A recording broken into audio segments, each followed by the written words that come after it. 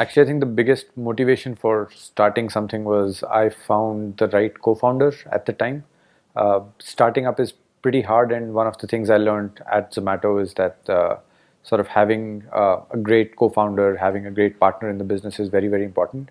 When I was at Zomato, I ran into Saurabh, with whom I had talked for a few, with whom I had actually worked for a few years in the Bay Area, and realized that obviously I was looking at opportunities to sort of start something on my own, and here I was basically ran into somebody that I knew who was also looking to start up. So that was a bigger catalyst than anything else. I think I was waiting more for the right opportunity, the right partner, and just something that would really sort of click with me rather than sort of actively looking at opportunities. I wasn't sort of looking outside and trying to evaluate spaces. I sort of waited for it to come to me that there has to be a space that would I would come across an idea that would be very exciting. I had some experience with entrepreneurship back in 2008, which didn't really sort of work out really well for me. So I sort of left it up to the universe to tell me when I needed to take the plunge and actually make a decision to start something on my own.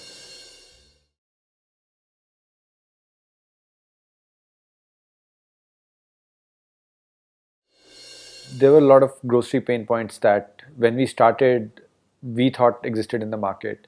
However, after we started, we've sort of realized that some of our original assumptions were maybe not spot on. And what we were trying to solve for was actually a much smaller piece of the overall puzzle. Some of the biggest pain points that we have come to know from consumers. The biggest one is that there is the demand in the grocery segment is actually much greater than the supply. The consumer's wallet is actually not topped out because they have made their grocery purchase for the week, for the month. It is primarily due to supply. If you create enough supply, people will actually spend more on grocery in India than they currently do. A very simple case in point is a lot of us don't actually eat fruit because sort of buying fresh fruit, since we don't have very good refrigeration, is actually a chore every sort of 3 or 4 days that you actually have to make a trip to do it. Since we've started delivering fruits to consumers, we've actually seen per user consumption of fruits go up every month, right? Which indicates that people will buy if they had more access to some of these things. And assortment is sort of another big factor.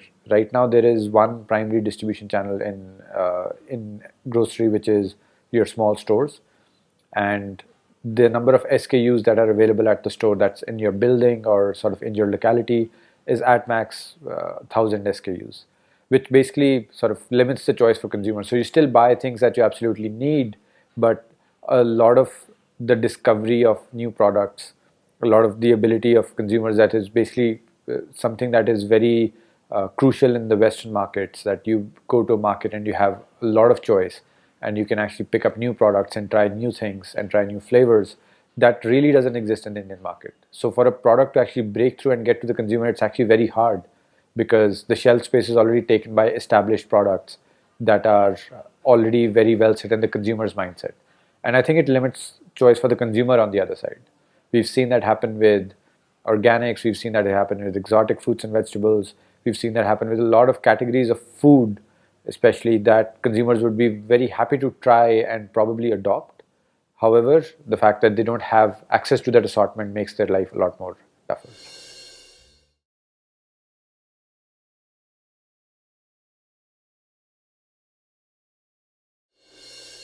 So, actually, our initial thesis of starting the business was based on convenience. It was entirely based on people do not like to spend their Saturdays and Sundays going to the supermarket to buy grocery.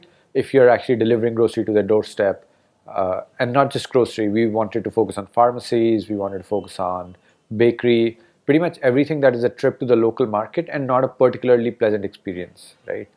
Going to a mall in India is still considered an outing, but going to a supermarket is probably not in the same league of enjoyment as maybe going to a mall is. So we actually thought that if we took out that trip, we will have enough users who would be willing to sort of pay for the service and who would be willing to buy online, and that the behavioral switch would be much easier.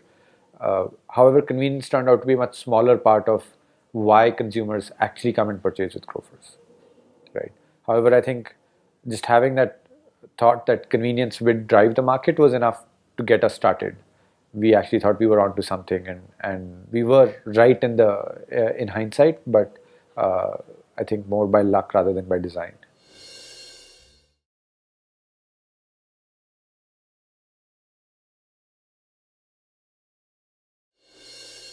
So one of the sort of glaring differences between most developed markets and the Indian market is that uh, the the food and grocery segment is very vertically integrated in most of the Western markets, and it is dominated by sort of big chains that are massive, either big basket retailers that are basically putting together a lot of SKUs under one roof in maybe out of town.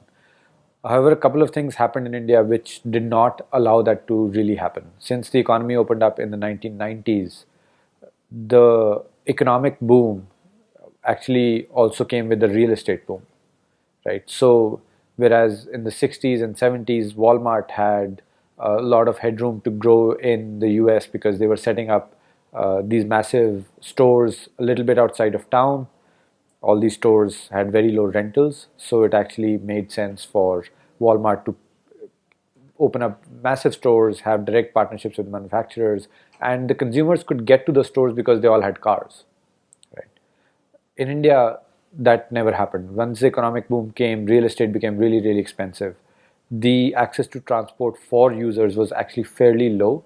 It still is. So a lot of the big ticket retailers, when they wanted to open up organized retail stores, what they basically had to do is set up the stores, set up massive stores, but still in the middle of the town, right? So people could actually access them.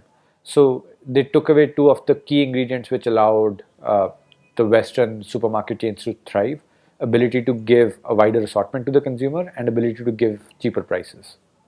They couldn't achieve either of them at scale, and that's why that even though that market has been growing very rapidly, it is still nowhere close to what it should be for a very set segment like grocery.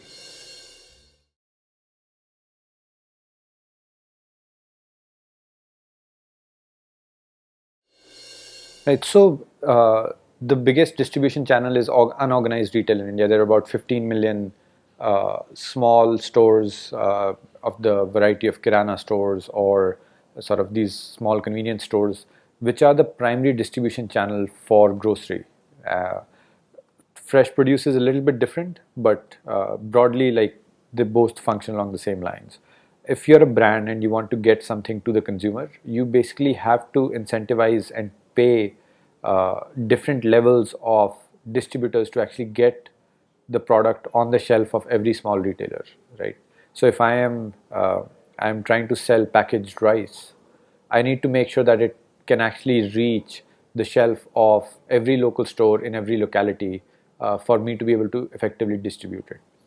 And so there are typically two or three people that have to intermediate between the manufacturer and the consumer for the product to actually end up on the retailer's shelf. So that would be your CF agents, your dealers, your distributors, and each of them obviously take sort of a small commission to make sure that they are getting the product to where it needs to reach. It's not just a transportation cost; it's a storing cost. It's a little bit of credit risk that a lot of these guys along the chain has to take to incentivize the guy below them to actually keep the product. And the retailer at the end point, which is the small kirana shop, basically has very limited shelf space, and everybody's competing for that limited shelf space. So that the retailer is very important in the chain. However, the amount of supply that they're able to actually provide to these brands is very, very limited, right? Now, the offshoot of that is that one, like I mentioned earlier, your assortment suffers because companies have to work extra hard to get to the shelf space to actually be able to get to the consumer. So, if you are a big brand and you plan to do a TVC around your new variety of rice, if you can't get the rice on the shelves of the retailer, there's no point of actually doing the TVC. The other big impact of all this is that because there are now so many people in the supply chain and each of them have sort of a different incentive, the ability of the manufacturers to actually sort of do any kind of price shrinkage over time, once they achieve volume, it actually is very, very low. They have to pay the 3%, 4% at every step. So one of the very interesting points is that grocery in general, packaged food especially in India, is fairly uh, is fairly competitive in pricing with what you see in the Western world. You buy things at almost similar prices, which is very, very surprising considering our purchasing power is much lower. And that is, again, just because of the way sort of distribution has evolved in the country.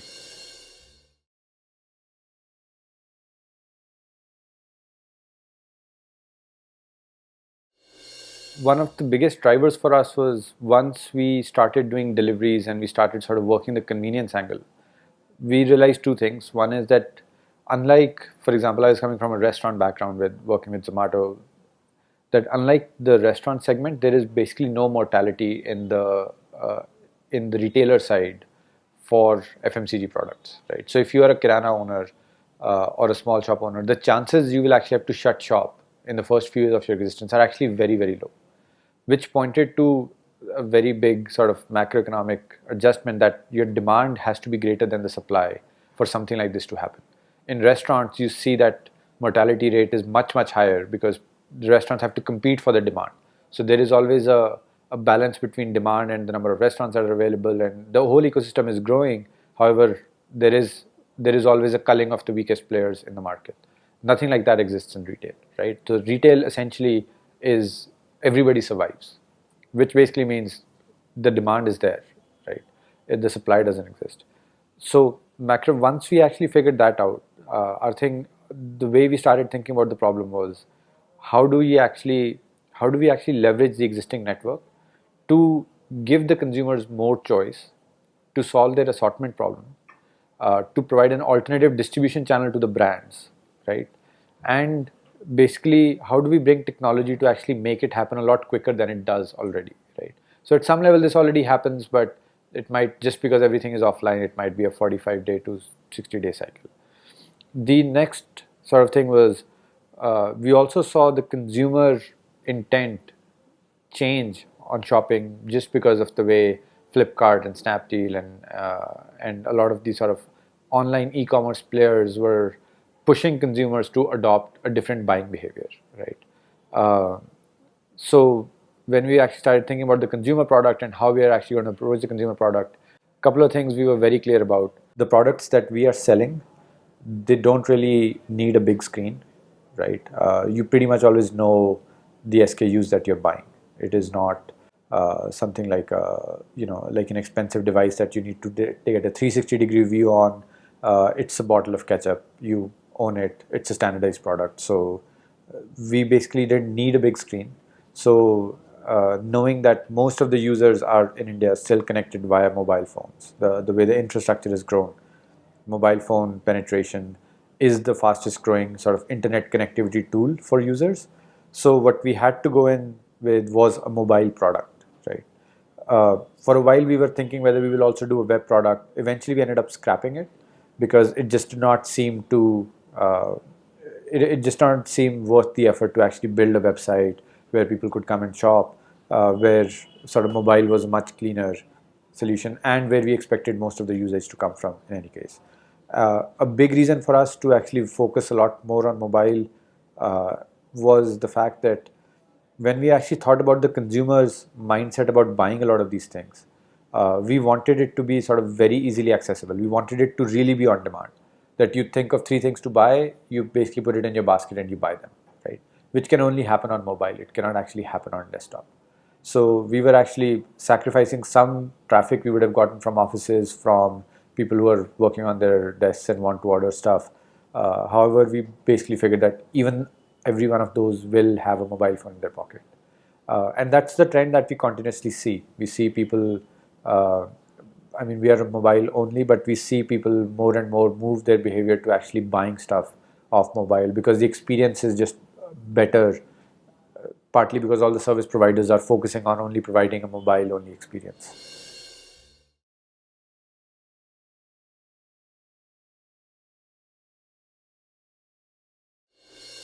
So I think it's a couple of things. One is the way just sort of the evolution of infrastructure happens, right? So if you were sitting in the US in the 1990s with dial-up, and you sort of had a desktop, then you went to a laptop, and then sort of you continued to get to a mobile.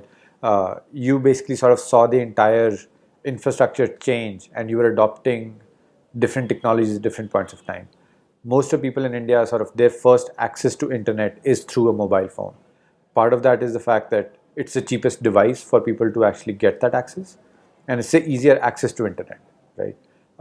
We know a lot of people uh, who basically don't even have, who can't afford a desktop or a laptop, but they definitely have a smartphone, right?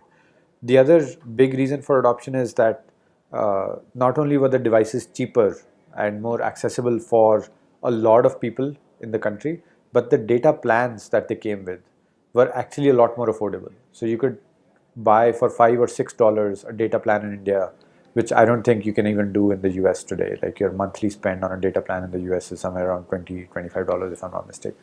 So, so I think both these things, cheap data, cheap devices, helped the help people move straight to mobile instead of going to a desktop or a laptop experience first.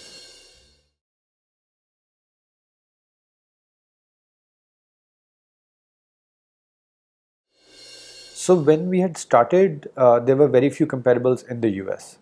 However, in the first year that we were functioning, a lot of the companies in US had started getting traction, not in exactly the similar space that we were in, but adjacent spaces. So Instacart was coming up, Postmates was coming up, and then one of the very interesting things was we were seeing a lot of similarity between the Indian and Chinese market, and we were seeing a lot of players in a similar or adjacent spaces coming up in China as well, right? And this was all sort of around home delivery of products, home delivery on sort of everyday consumer products, and everybody had a different take on it because the supply chain in every country was different.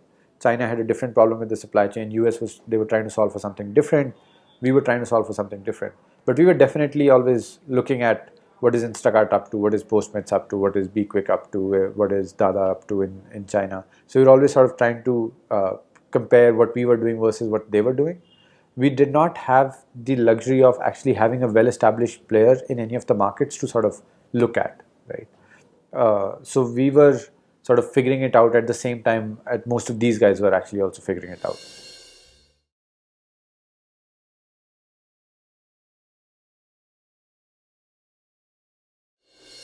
So we basically are a mobile app that allows consumers to buy sort of daily use items and get them delivered to their doorstep in in a couple of hours, right? So we are essentially replacing a traditional trip to the local market for the consumers. So we sell everything from groceries, bakery items, small electronics accessories. We are adding small appliances, anything that today a consumer will probably have to get out of the house, walk to the market, or try to find a local shopkeeper that delivers to them. We're trying to take that entire shopping experience online.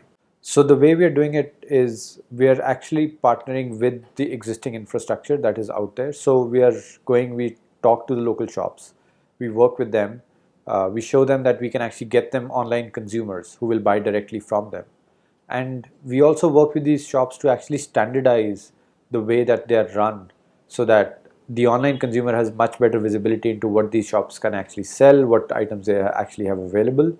And the way that it works for the shops is not only do they get better sales from accessing a new kind of consumer, getting incremental revenue, uh, but we also, because we are standardizing the experience at the shop, we are standardizing the way that they function, we are actually able to bring a lot of technology into how they source their items, how they actually go back all the way to the manufacturers, and how they're actually able to stock and restock, because most of the shops we work with are less than 2000 square feet in size.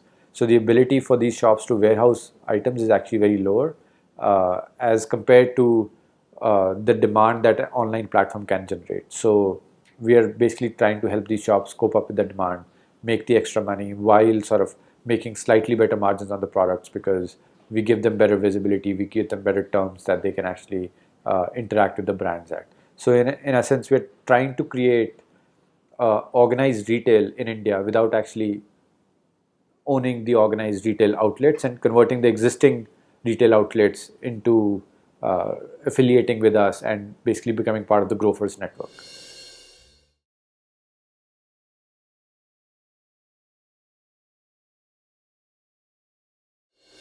Sure. So, for example, one of the sort of hottest selling SKUs in the local market would be something like a Amul ghee, right? It is a staple. Pretty much every household will buy it, and at best, your local shop will probably be stocking about 10 or 12 units of Amul ghee at any particular point of time, because the shelf space required for actually storing it is fairly high, right? Where these shops actually suffer is if they get more demand than they are expecting and they run out of, let's say, Amul ghee. The average time to stock again the same SKU of the product for these guys can be anywhere between 5 days to like 30 days, right? What we are actually able to do is we are actually able to help them restock these items same day or at best the next day, right? So the number of users who have to be turned away because a particular SKU is not available actually goes down drastically when you have that kind of insight. The other thing is a lot of the local supply, the stores that you have in the local market, they actually they roughly know, okay, these are the top 100 SKUs that I sell in the area, and they stock most of them. However, sort of once it comes to the long tail SKUs, maybe SKUs that they sell once in 4 or 5 days, they are not very diligent about actually checking which of those SKUs are actually top performing for them. They still sort of rely more on touch and feel and sort of knowing from the registers what they sold and what they didn't. And even the ones that use POS systems are not sort of looking at any great analytics from the POS to actually provide. Part of the reason is the way that their shelves are stocked are not actually based on what the consumers in the area are looking for. It is more based on incentives that are provided by brands, by dealers, by distributors, who are basically trying to get onto the same shelf space, because the general thinking is if it's on the shelf space, it will sell, right? So a lot of the SKUs that these shops actually keep and block their shelf space with are irrelevant to the consumer. The consumer is not looking to buy those SKUs. So once we actually start working with the shops, one of the biggest points of standardization for us with the shop is, are they now keeping relevant SKUs that a consumer is looking for, right? So once we've partnered with the shop, we've shown them that they have a certain amount of demand coming from us. We actually start providing them with a list of SKUs that they need to stock, because that is what consumers in the area are looking for. Again, that is something that leads to better sales for them. It also leads to sort of better ability for these guys to get better margins from their suppliers, because now they're selling more of the same quantity. So now we have an entire retail tech stack which includes a POS. It includes a IMS, which is an inventory management system. So if they continue to use an existing POS, we have the ability to actually integrate it with our own. However, there are a lot of shops which don't have a POS, and we provide them one actually for free, because ours is a browser-based POS. So we ask them to invest in a laptop, and we actually provide them a POS. Some smaller shops which don't want to actually invest in technology, we have a Android app for the retailers that doesn't actually work like a full POS, but it has the inventory management capabilities.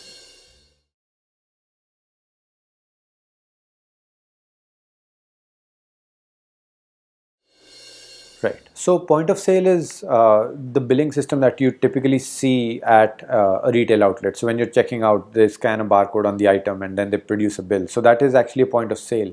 But the point of sale actually plays a very important role in the retail space, because that is the channel through which the inventory coming into the store is actually checked in. So when you actually take an item, that's how you scan it. That's how the POS knows that this particular item is priced at X price. There are 6 items still available, and that is basically what's used to track the inventory of the store itself, and also generating the bill for the customer.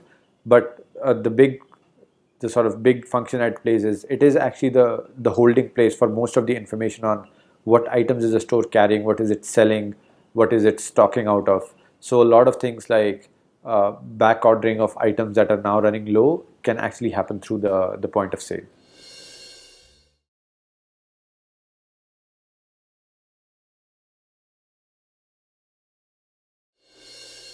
So our primary function when we started is we wanted to actually deliver products to the consumer's doorstep. So one of the first capabilities we had to build was a very elaborate delivery network, right? The way we sort of went about it is we were actually tying up with a lot of stores doing deliveries for them, and we had local hubs that were basically set up where delivery guys would report to, and from there we would send them out. In the initial phases of the company, we were purely sort of getting these delivery guys on our payroll and basically asking them to go and make the delivery. So we had a deliverer app since day one, which was basically used to tell the deliverer that this is where you're supposed to pick up, this is where you're supposed to deliver. Over time, like, we've got a lot of part-timers and a lot of people who basically just use our deliverer app. They make the deliveries and they get paid on a per delivery basis. However, we had to create that. It was a chicken and egg situation where unless you have demand, you're not able to hire delivery guys, and unless you have delivery guys, you're not going to be able to get demand. So we basically solved it by actually hiring a lot of people, going out to the market and saying that, okay, look, we have excess capacity, why don't you use it to get your own deliveries done? And that helped us sort of get a deeper understanding into the whole delivery ecosystem. The next layer that we actually had to build on top of the delivery ecosystem was the merchant ecosystem, which is how do you actually get to know what is inside the store, what inventory are they actually carrying, if they are also serving customers that are walking in, how do you get to know that this product which was there in the morning has not gotten sold out, and how do you actually send an order to the merchant, how does the merchant tell you if they have the particular item, they don't have the particular item. So we had to create an entire merchant ecosystem. The merchant ecosystem was all about finding out what the merchant actually has on their shelves. If they had this particular item which got sold out from the morning, how do you actually get to know that it's there or not there anymore? How do you actually communicate to the merchant that there is a new order from a customer and they need to tell you back that they have that particular item in stock or they don't have it in stock? So creating that entire sort of merchant ecosystem was the next step on top of it. Once we had the delivery ecosystem and once we had the merchants tied up and we were actually looking at, how these merchants were actually able to interact with us, we were then able to take this information to the consumer in the form of a mobile app, right? So then we know what's on the shelf. We know that if a customer orders it, we have the delivery ecosystem to actually get it to the consumer. So we can actually enable that transaction now. And that's what we call our consumer ecosystem, is actually providing consumers with access into looking into everything that is available in a 4 or 5 kilometer radius from where they are located.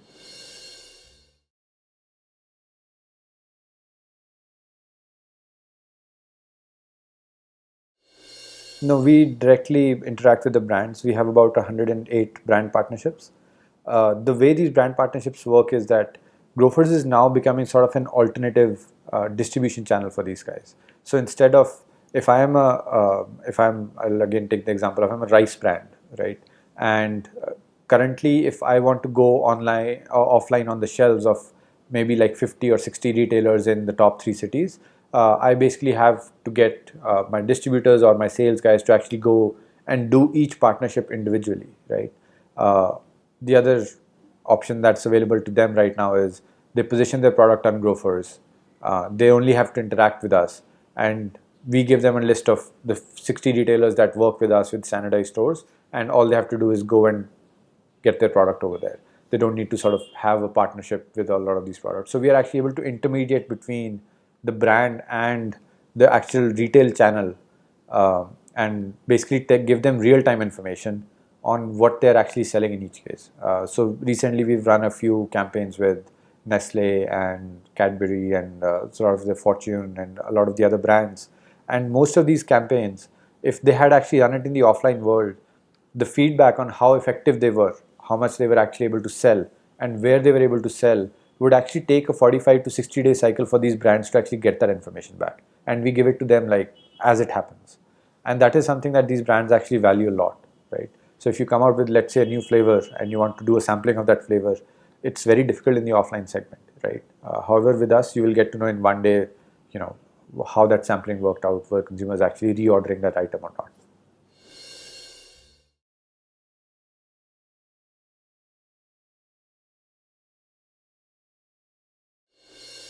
Right. So when we were initially looking at just the FMCG market, it is actually a huge market. Like overall, when you look at the macro market, yes, it's huge.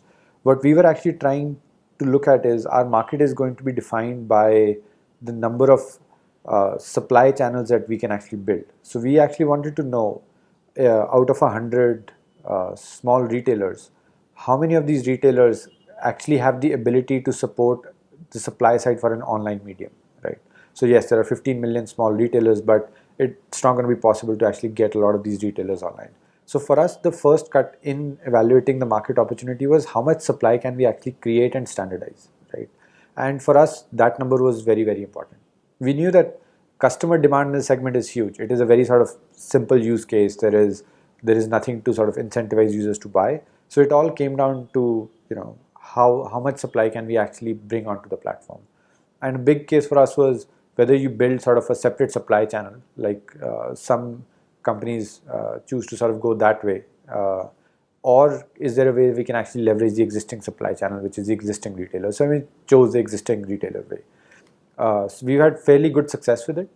There are a lot of legacy factors that we had to deal with, just because retail is always run a certain way in India, and sort of changing mindsets around people who will be willing to participate, sort of standardize their stores, be willing to sort of give up control over what is actually in their inventory.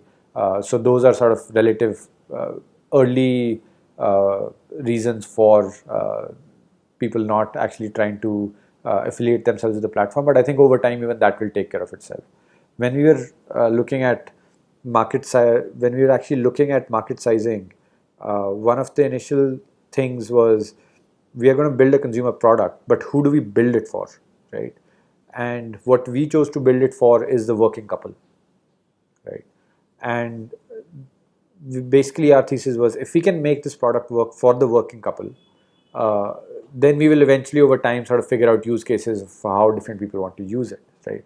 So we wanted to sort of make a product that, you think about a working couple, they basically are probably in the office from 8 a.m. to 5 p.m. or 6 p.m. every day. They have a 1 hour commute or a 30-minute commute. And the sheer hassle is that during the week, sort of going and making a trip to the market is actually like not something that's very, very present, that they would rather spend their time doing something else, right? So we came at the problem from that side, that let's build a product that a working couple will actually be able to use for pretty much anything that they need in their house. And if it works for them, then we will figure out how it sort of plays out for the other people.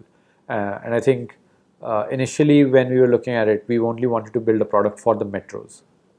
We're not really focused on tier 2, tier 3. Again, the hypothesis over there was, be very, very specific with who you want to target, who will actually like pick up the product and actually use it. And if it works for them, we can always think about all the other cases that come sort of later, and all the other people who will use it later.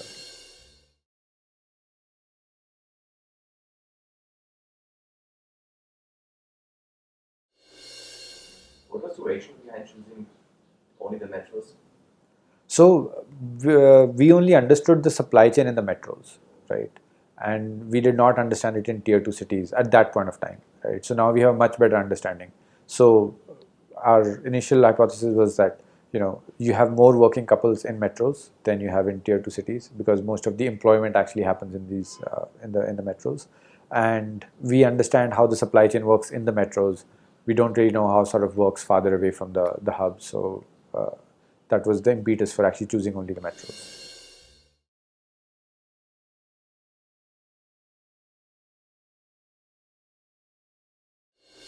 The way that we sort of looked at is, there are about 15 million small and medium-sized stores in India, which we are trying to actually standardize. And the cities that we are probably present in, probably have about 75% of them, right? So there are not that many stores in the smaller cities.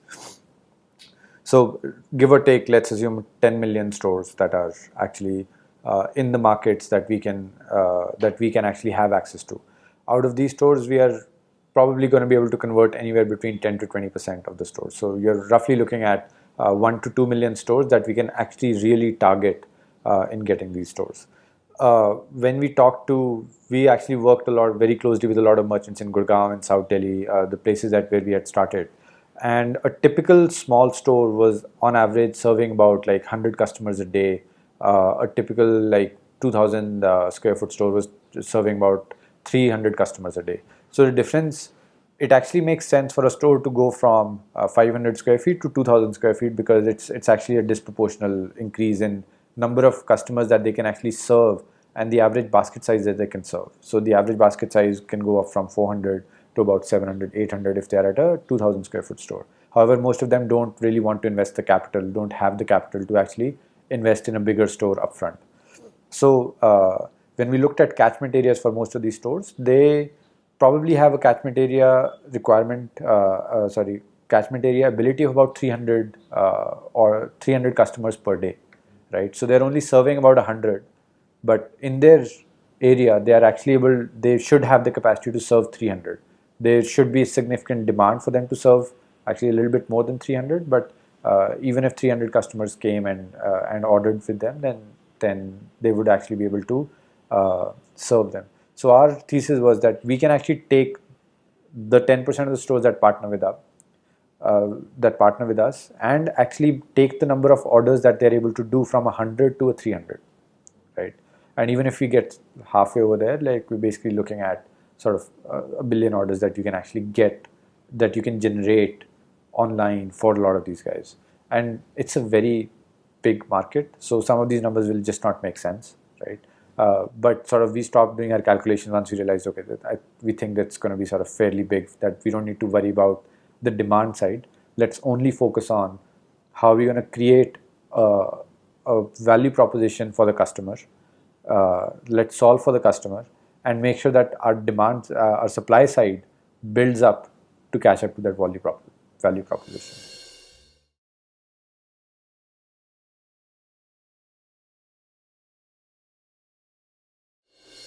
Yeah, so we sort of look at, per month right now we convert about 15 stores in the 10 cities that we were in. Now we're in 27 cities, so hopefully that number will go up. So per month we convert about 15 stores. So we need to actually build capability to be actually able to convert 30, 40 stores a month. So a store a day. And actually the target for December is that we should be converting close to 100 stores every month going forward, right? So because the more stores we convert, demand generation is usually not a problem for us, right? It is more about sort of doing the right kind of activities to actually let consumers know that this option is available to them. And once you let the consumers know, they will actually order, they will have pleasant experiences. If the supply side is there, if the supply side is built up, chances are the consumer will have a great experience and they will not go back, right? But the sort of the focus of the company and what we are trying to do is actually making sure that the supply side gets there. Because if the supply side is not there, then your customer is not going to have a great experience. So it's anyways going to be a moot point. So the demand is, if basically you look at a city like Delhi, right? Initially, when sort of we had done a household survey, that okay, there are very broad numbers that you have this million households in Delhi NCR, and these households basically need to buy the top-up segment of the grocery roughly like 2 times a week, right? And that is where sort of this number comes from. That is the amount of demand that is being generated, that should be generated sort of every given day, given the sheer number of households above a certain income level, right? And that's sort of where we had calculated back that, okay, given the existing supply, we should actually be generating 3x the number of orders. There should be 3x the number of customers at each of these stores, but they're not there. And that's partly because people don't have access, right?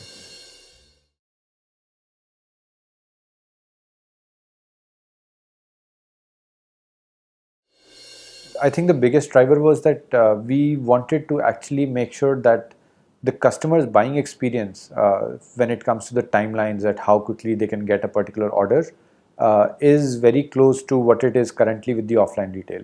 So it takes you a couple of hours to go to a local market, buy what you need to buy, come back to your place. So we actually wanted the timeline of you getting that order to be those 2 hours, right? To actually go out and create infrastructure on our own that would actually help us do that was a very, very expensive proposition at the time.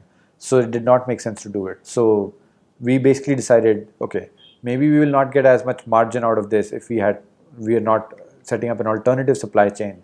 But this is something that lets us get to the consumer in a couple of hours. So we can actually effectively compete with their existing offline buying behavior. And we chose to invest in the delivery side rather than sort of investing in building up a new supply chain.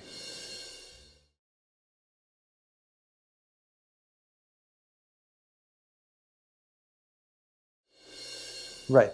So I'll talk about Instacart in the US.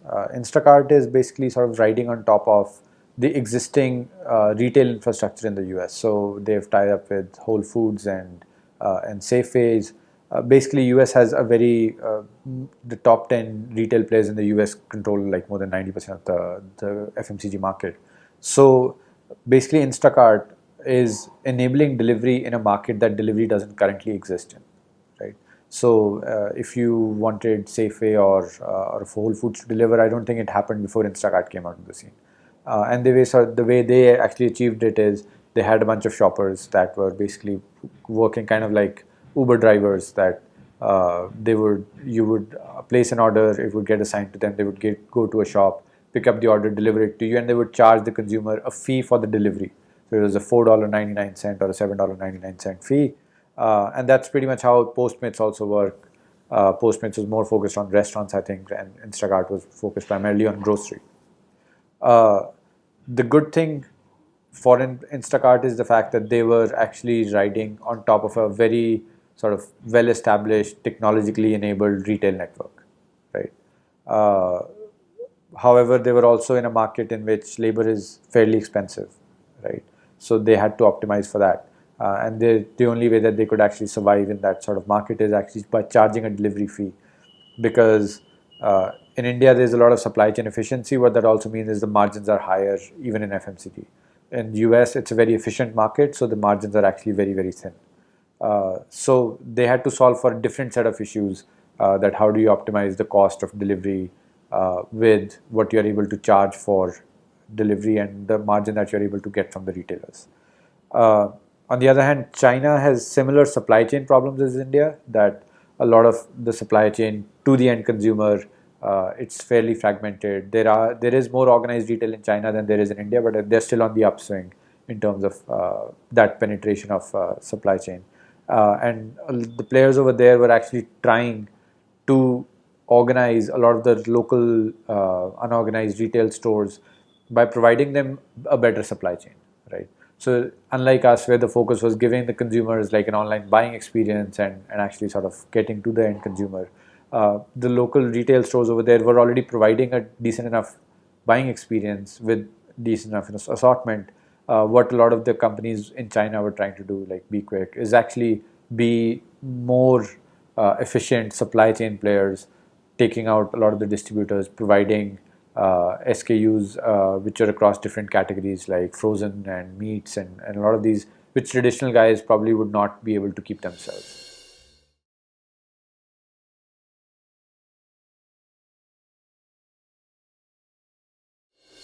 Right.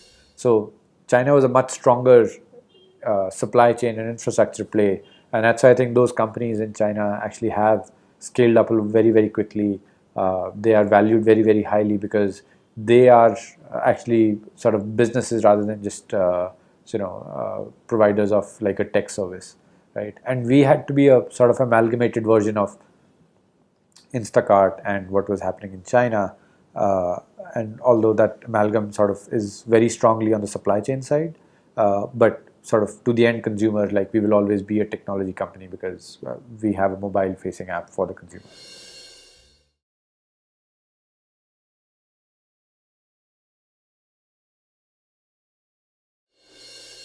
So for the assortment one, the Chinese model was the proof of concept, right? Because that problem is very similar, right? Uh, the way that they were able to actually leverage it in China is the number of SKU. The market was not as fragmented as India. The number of SKUs were basically there, but what they were able to do is that give more power to the end supplier, the end retailer, by aggregating the demand from the retailer, right? So if you are a company that's buying on behalf of 5 different retailers, you will obviously be able to be in a better negotiating power with a brand because that's more volume behind you. Whereas individually, a lot of these retailers will not have that buying power, right? So I think that was sort of the model on the assortment side. Convenience side, we were closer to what Instacart was trying to do, what Postmates was trying to do, is basically sort of provide on-demand delivery, right? And actually, it was more important for us to solve for the convenience in the beginning, because what we were competing with was not that the delivery behavior does not exist in the market. Delivery is sort of very ingrained in the Indian market. So delivery already existed, right? So we had to provide SLAs and an experience that actually matched the existing delivery that was happening.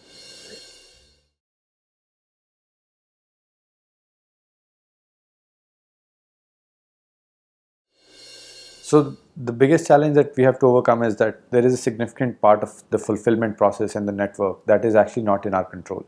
We have to, since we are trying to change existing infrastructure, we have to depend a lot on the merchants to actually act in the best interest of the consumer. And that's where you can be a little bit helpless, because you can't force them to do something. The other sort of key challenge is that, sort of coming from a consumer perspective, you're suddenly in a market which is very, very fragmented from both ends. It's very fragmented from the consumer end, because there are a lot of retailers that the consumer is facing. It is also fragmented on the other end, where you have a lot of brands, a lot of the manufacturers that are in a very huge market. So just to give you sort of scale, notionally, like sort of packaged grocery is about a $350 billion market in India, right? If you put the market cap of Hindustan Lever, P&G, most of the sort of big players, FMCG players that you know, their collective market cap is about 12 billion, right? So, you know, these guys are not like 60-70% of everything that's getting sold. They are like a very, very small percentage. So the rest of the 350 billion is actually fulfilled by some very small companies that, you know, there are a whole bunch of companies that are probably, you know, that have market caps about 100 million, that are maybe doing like 60-70 million in revenues every year, right? And that's the problem, because to actually give the user everything that the user wants, you now have to aggregate all these small players, right? So most good marketplaces, they work on one end, that, you know, you have a very disaggregated supply, you channel it, and you supply it to the consumer. So they're basically sort of one-ended markets. Over here, we basically are the channel between a manufacturer, a retailer, and then between a retailer and a consumer. So, you know, it's a very distributed market going to a very distributed retailer base, going to the consumer. So the challenge in that market is that all of a sudden you're looking at doing a lot of things, building a very, very complex ecosystem, and you know, you can actually spend a lot of time and energy doing it and not see results for a while, right? And which is the biggest sort of challenge in our area, that anytime you sort of make a challenge in an ecosystem that's very, very established, it's very hard to actually push it through, right? The good thing is, if you are able to push it through, it's a very good defense against somebody just sort of stepping into your area and totally wiping you out. And in a market like India, you have to be very, very captive, right? So we couldn't say that, okay, we will do the consumer bit, but there are sort of XYZ players who are working on POS systems that are actually able to do the other bit. So you pretty much end up doing the entire stack yourself, right? Which is, again, you have to stay very, very focused on what your end objective is. And you have a lot of people in the company that you have to keep similarly focused, to sort of not lose sight of the fact, what is it actually at the core we are trying to accomplish, right? Because you will have to do the entire stack. You will have to put together all the pieces, but it might not be what you set out to do, right? And you don't want to sort of get lost in building all of that, and lose sight of what was the actual problem you were trying to solve, what was the actual issue for the consumer you were trying to solve, and where you thought you were going to actually make money.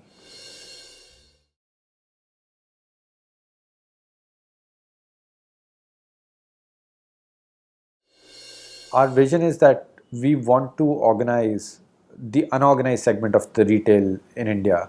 We want to sort of organize under one online umbrella, right?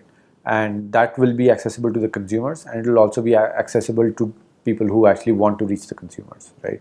So we will sort of be a organized retailer, but in the cloud, that is basically just riding on top of aggregating supply across multiple cities, multiple channels, multiple categories of products.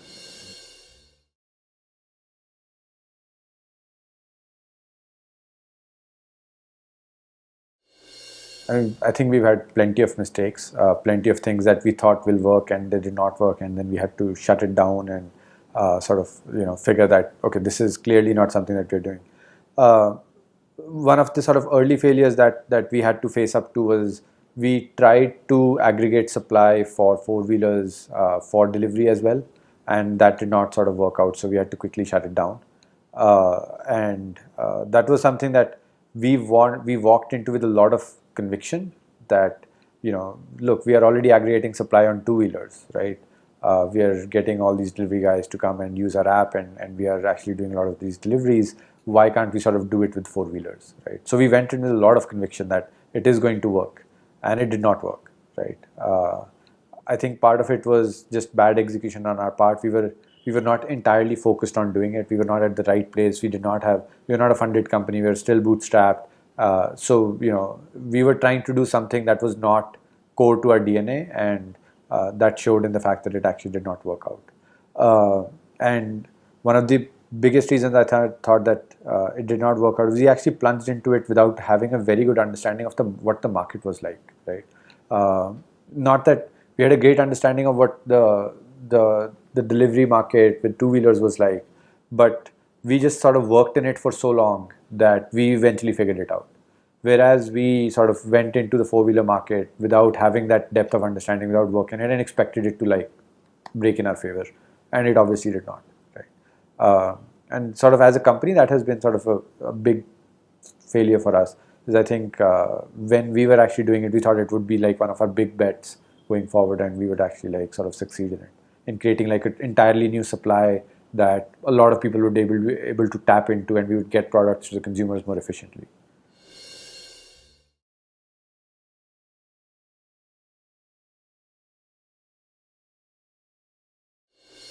Just get started and you will figure everything else out later. I think it's great to sort of try to be very deliberate about taking a particular market and analyzing it and figuring out like what will actually come out of it.